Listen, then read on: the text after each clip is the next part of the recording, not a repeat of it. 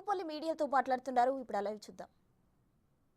ఉపాధి ఉద్యోగ అవకాశాలు ఎక్కడికి పోతా ఉన్నాయి. సో దాన్ని ఆ స్థాయిలో నాగార్జున సాగర్ను డెవలప్ చేసేటువంటి ఆలోచన చేస్తున్నాం. దాన్ని ఆ దిశగా మేము నిర్ణయాలు తీసుకుపోతూ ఉన్నాం.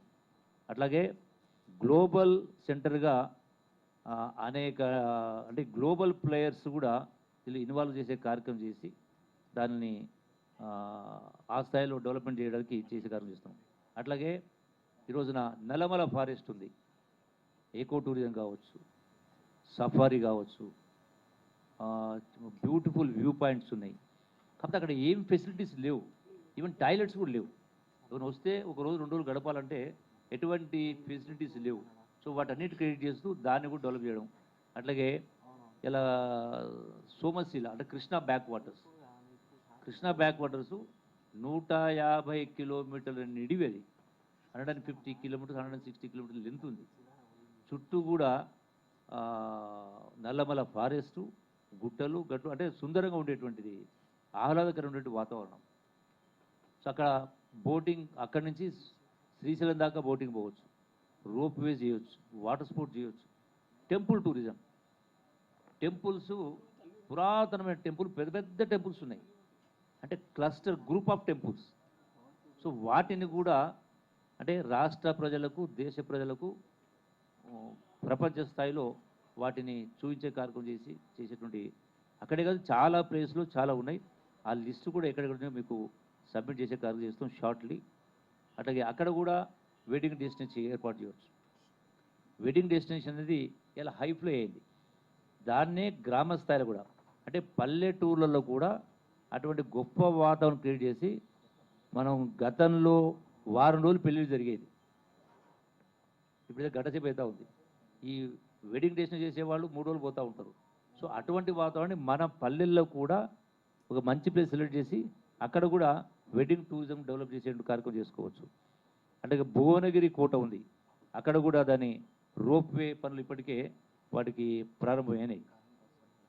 అట్లనే రామప్ప, తర్వాత లక్నవరం, అనంతగిరి హిల్స్, ఇటువంటి ప్రాంతాలు చాలా ప్రాంతాలు ఉన్నాయి, చాలా ఉన్నాయి.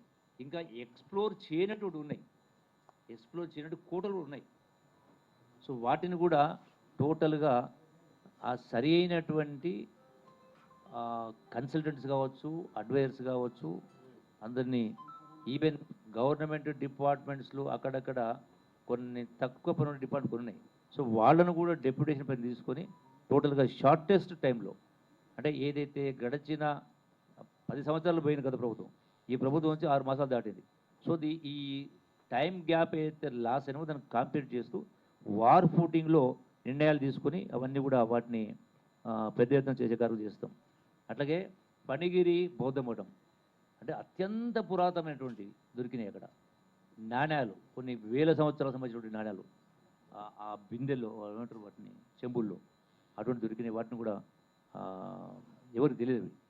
ఇవన్నీ కూడా ఇంకా లాంచ్ చేసే కూడా కార్యక్రమం చేస్తాం, దాన్ని కూడా అభివృద్ధి చేసే కార్యక్రమం చేస్తాం.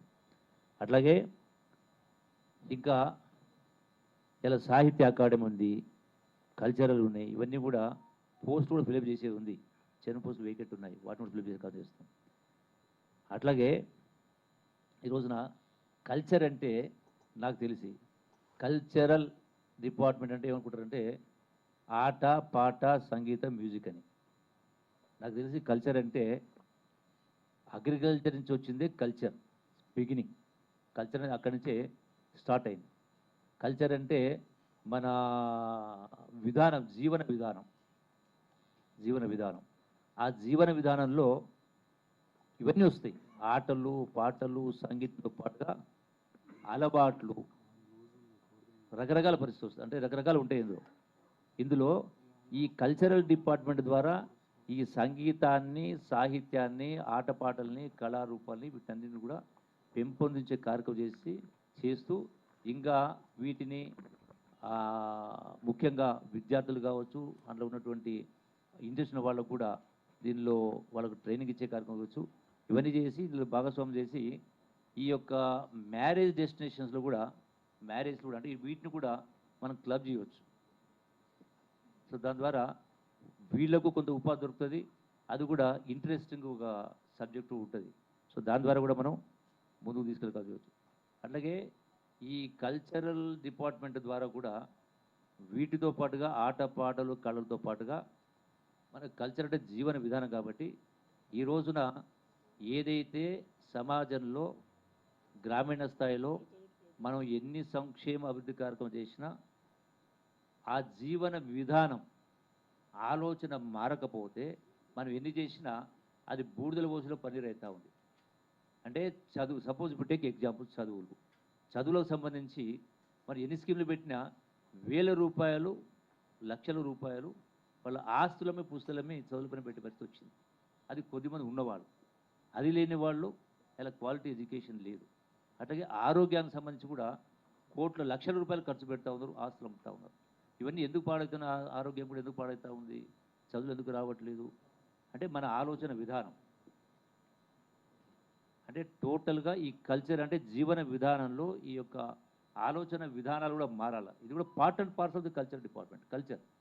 సో దీన్ని కూడా కల్చర్ డిపార్ట్మెంట్ ద్వారా ముందుకు తీసుకెళ్ళి ప్రజల యొక్క ఆర్థిక శక్తి, కొనుగోలు శక్తి పెంచుతూ వాళ్ళ అప్పుల ఊపిలో కూరుకుపోకుండా దీన్ని కూడా గ్రామీణ స్థాయిలో కూడా ఈ కల్చరల్ డిపార్ట్మెంట్ ద్వారా, ఈ ఆటపాటల ద్వారా వాళ్లకు ఆ విధమైనటువంటి ఈరోజు ఉన్నటువంటి సమాజంలో ఎన్నో ఘోరాలు, నేరాలు అయితే జరుగుతూ ఉన్నాయి. సో వీటన్నిటిని కూడా ప్రజలకు ముందు అందించడం కోసం ఈ కల్చరల్ డిపార్ట్మెంట్ వాడుకొని ఈ యొక్క ఆటపాటలను, కళాకారులను కూడా వాళ్ళ భాగస్వామ్యం చేసి దాన్ని ముందుకు తీసుకెళ్ళి చేసి ఒక మార్పు తెచ్చే ప్రయత్నం చేస్తాం ఈ యొక్క కల్చరల్ డిపార్ట్మెంట్కి సంబంధించి కూడా. అట్లాగే పేరిణి లాంటి జానపద కళారూపాలు ఉన్నాయి. ఇప్పుడు ఒరిస్సా కంటే ఒడిస్సీ, భరతనాట్యం అంటే అటు తమిళనాడు, కేరళ ఉన్నాయి. మన తెలంగాణకు సంబంధించి ఏది కూడా లేదు. సో దానికి కూడా ఒక పేరు పెట్టి మన పురాతనమైనటువంటి యొక్క కళల్ని వాటికి ఆ గొడుగు కింద వచ్చే విధంగా ఆ దిశ కూడా ఆలోచన చేసేట్టు కార్యక్రమం చేస్తాము.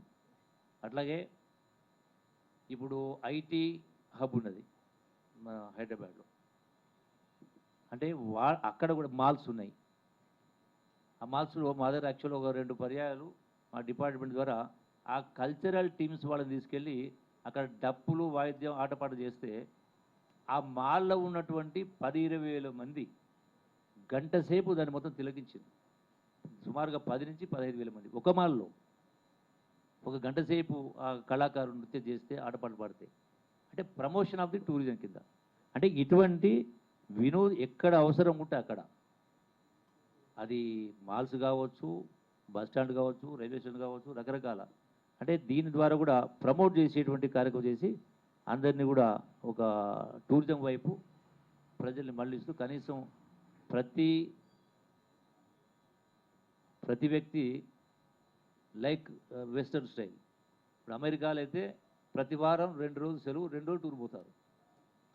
మనకు సంవత్సరం పాటుగా వాస్తవంగా ఎవరెందుకు నేను కూడా ఇక్కడ హైదరాబాద్లో ఇప్పటిదాకా చూడలేదు ఉన్నాయి.